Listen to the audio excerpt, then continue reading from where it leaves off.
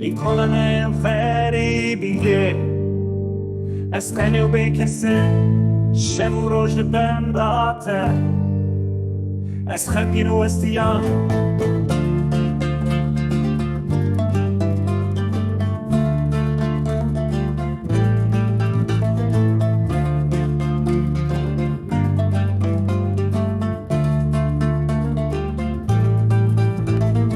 Dayika mena delal, warê min şîrîn,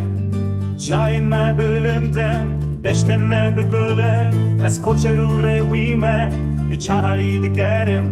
ji Botan Heta Dêrsim bi hesreta welêtim, Zimanê min şêrîn, Dengê min bilind, şêrîn ta Mêrdîn, bi kurdî distrêm, Heta dawî ez ê bêjim stranên Welatê xwe, ji loistan heta wan ez kurdî ser bilindim, Zimanê min şêrîn, Dengê min bilind, ji Hewlêr ta Mêrdîn, bi kurdî distrêm, Zimanê min şêrîn, Dengê min bilind,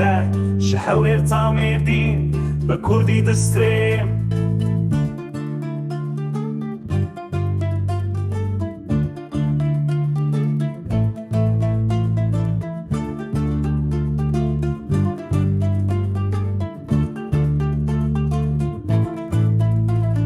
Heta dawî ez ê bêjim stranên Welatê xwe, ji loistan heta wan ez kurdî ser bilindim,